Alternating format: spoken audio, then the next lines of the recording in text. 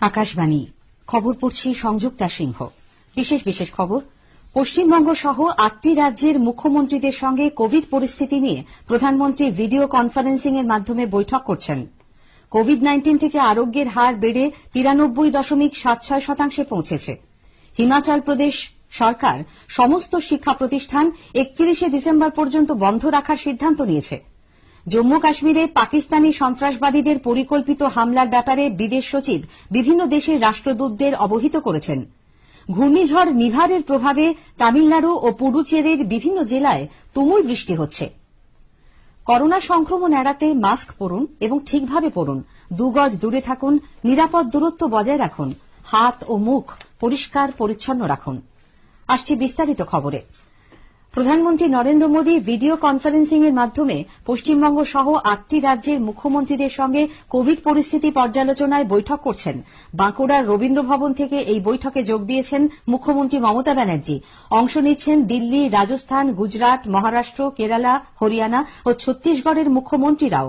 উপস্থিত রয়েছেন কেন্দ্রীয় স্বরাষ্ট্রমন্ত্রী অমিত শাহ, স্বাস্থ্যমন্ত্রী হর্ষবর্ধন, ক্যাবিনেট সচিব রাজীব গওবা, স্বাস্থ্য সচিব রাজেশ ভূষণ এবং নীতি আয়োগের সদস্য ডা ভি কে পল। জনসাধারণের কাছে ভ্যাকসিন পৌঁছে দেবার কর্মকৌশল নিয়ে প্রধানমন্ত্রী গত শুক্রবার শীর্ষ আধিকারিকদের সঙ্গে বৈঠক করেছিলেন।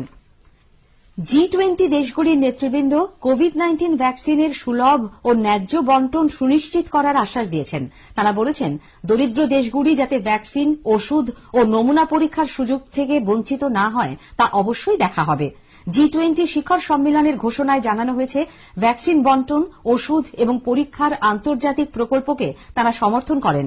এদিকে আমেরিকার জনস্বাস্থ্য সংক্রান্ত শীর্ষ সংস্থা Centers for Disease Control and Prevention CDC জরুরি পরিষেবার ২৬ কোটির বেশি কর্মীর কাছে কিভাবে ভ্যাকসিন পৌঁছে দেওয়া হবে তার নৈতিক ভিত্তির 4 দফার প্রথম ব্লু প্রিন্ট প্রকাশ করেছে।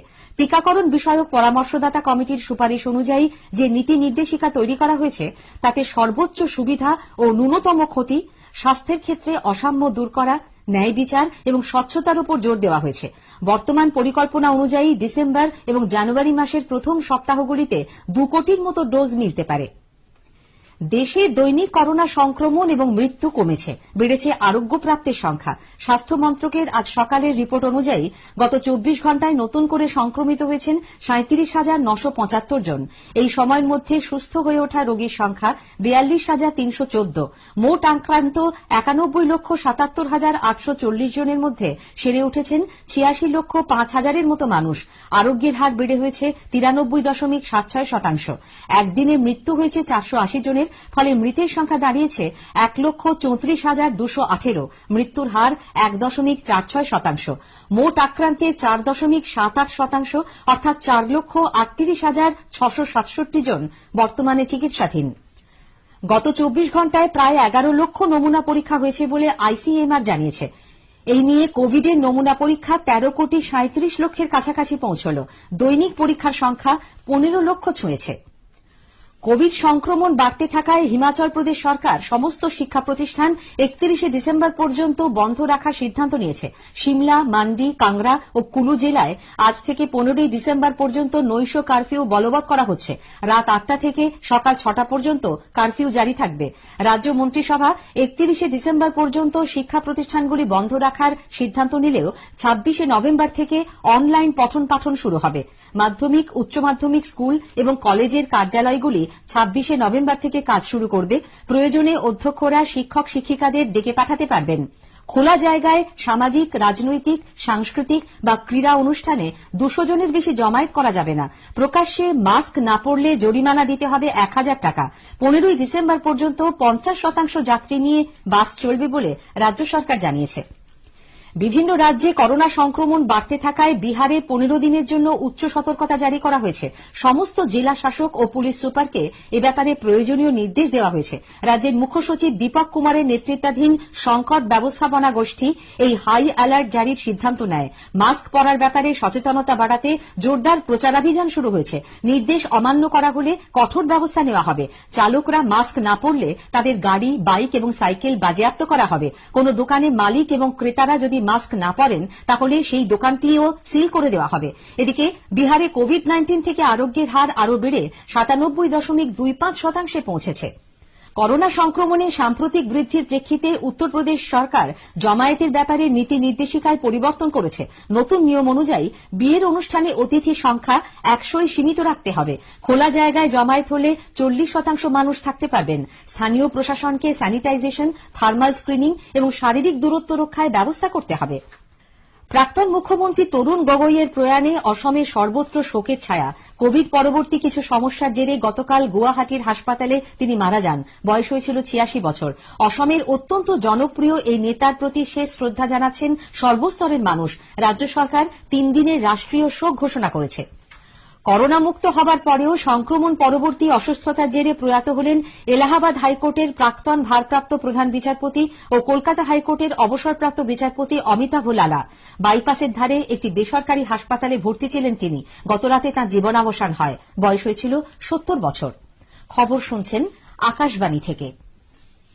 জম্মুর নাগরটায় পরিকল্পিত সন্ত্রাসবাদী হামলার ব্যাপারে বিদেশ সচিব হর্ষবর্ধন শ্রিংলা বাছাই করা কয়েকটি দেশের কূটনৈতিক প্রধানদের গতকাল অবহিত করেন। সন্ত্রাসবাদের বিরুদ্ধে লড়াই, নিরাপত্তা এবং কূটনৈতিক ক্ষেত্রে এই ঘটনার প্রভাব নিয়েও তাঁদের মধ্যে কথা হয়। সূত্রের খবর অনুযায়ী কোভিড-19 পরিস্থিতির জন্য বিদেশ মন্ত্রক এই রকমই ছোট ছোট গোষ্ঠীতে কূটনীতিকদের সঙ্গে বৈঠক করবে। গতকাল ছিল এর প্রথমটি। আন্তর্জাতিক মহলকে যতটা সম্ভব তথ্য দেবার উদ্দেশ্যেই এই উদ্যোগ।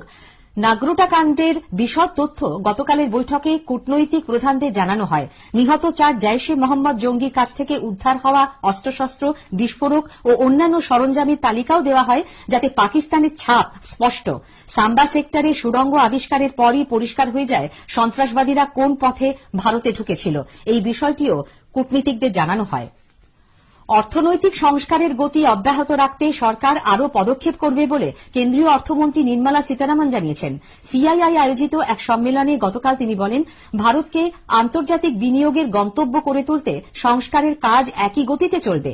অতিমারির এই সময়েও বড় মাপের সংস্কারের কোনো সুযোগ প্রধানমন্ত্রী নরেন্দ্র মোদী হাতছাড়া করেননি। বহু দশক ধরে যেসব সংস্কারের কথা কেউ ভাবেননি, শ্রী মোদী সেই সংস্কারে হাত দিয়েছেন। আর্থিক ক্ষেত্রকে আরও বেশি পেশাদার করে তোলা হচ্ছে। সরকার বিলগ্নীকরণ ও বেসরকারীকরণের প্রক্রিয়া অব্যাহত রাখবে বলেও অর্থমন্ত্রী জানান। কর ব্যবস্থার সংস্কার প্রসঙ্গে তিনি বলেন, প্রযুক্তির ব্যবহার কর জমা দেবার প্রক্রিয়াকে সহজ করেছে। কেন্দ্রীয় সরকারি পেনশনভোগীদের লাইফ সার্টিফিকেট জমা দেবার সময়সীমা আগামী বছর 28 ফেব্রুয়ারি পর্যন্ত বাড়ানো হয়েছে। এর আগে এই সময়সীমা 1 নভেম্বর থেকে বাড়িয়ে 31 ডিসেম্বর করেছিল সরকার। পেনশনভোগীদের বিভিন্ন সংগঠন এবং ব্যক্তিগতভাবেও বহু মানুষ কোভিড-19 পরিস্থিতির জন্য লাইফ সার্টিফিকেট জমা দেবার সময়সীমা আরও বাড়ানোর আবেদন জানানোয় এই সিদ্ধান্ত।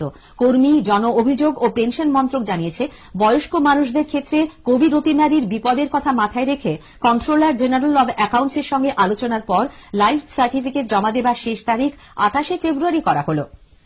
মার্কিন রাষ্ট্রপতি পদে নির্বাচিত জো বাইডেন তাঁর দীর্ঘদিনের বৈদেশিক সম্পর্কের পরামর্শদাতা অ্যান্টনি ব্লিনকেনকে বিদেশ সচিব এবং জন কেরিকে তাঁর জলবায়ু সংক্রান্ত বিশেষ দূত নিযুক্ত করেছেন। কিউবার বংশোদ্ভূত আইনজীবী আলেজান্দ্রো মায়োরকাস অভ্যন্তরীণ নিরাপত্তা দপ্তরের দায়িত্ব সামলাবেন। সিআইএর প্রাক্তন ডেপুটি ডিরেক্টর অ্যাভরিল হাইনেস জাতীয় গোয়েন্দা বিভাগের প্রথম মহিলা ডিরেক্টর হচ্ছেন। দীর্ঘদিনের কূটনীতিক লিন্ডা টমাস গ্রিনফিল্ড হচ্ছেন রাষ্ট্রসংঘে আমেরিকার রাষ্ট্রদূত। হোয়াইট হাউসে জাতীয় নিরাপত্তা উপদেষ্টা হিসেবে জো বাইডেন বেছে নিয়েছেন জেক সালিভানকে। বঙ্গোপসাগরে সৃষ্ট গভীর নিম্নচাপ ঘূর্ণিঝড় নিভারের রূপ নিয়েছে। এর প্রভাবে প্রবল বৃষ্টি হচ্ছে তামিলনাড়ু ও পুডুচেরির বিভিন্ন জেলায়। প্রধানমন্ত্রী নরেন্দ্র মোদী নিভারজনিত পরিস্থিতির মোকাবিলায় তামিলনাড়ুর মুখ্যমন্ত্রী ই পালানিস্বামী এবং পুডুচেরির মুখ্যমন্ত্রী ভি নারায়ণস্বামীকে সব রকম সাহায্যের আশ্বাস দিয়েছেন। শেষ করার আগে খবরের বিশেষ অংশ আরেকবার। পশ্চিমবঙ্গ সহ 8টি রাজ্যের মুখ্যমন্ত্রীদের সঙ্গে কোভিড পরিস্থিতি নিয়ে প্রধানমন্ত্রীর ভিডিও কনফারেন্সিং এর মাধ্যমে বৈঠক। কোভিড-19 থেকে আরোগ্যের হার বেড়ে 93.76% হল। হিমাচল প্রদেশের সমস্ত শিক্ষা প্রতিষ্ঠান 31 ডিসেম্বর পর্যন্ত বন্ধ রাখার সিদ্ধান্ত নিয়েছে রাজ্য সরকার। জম্মু কাশ্মীরে পাকিস্তানি সন্ত্রাসবাদীদের পরিকল্পিত হামলার ব্যাপারে বিদেশ সচিব বিভিন্ন দেশের রাষ্ট্রদূতদের অবহিত করেছেন। ঘূর্ণিঝড় নিভারের প্রভাবে তামিলনাড়ু ও পুডুচেরির বিভিন্ন জেলায় তুমুল বৃষ্টি হচ্ছে। খবর শেষ হল।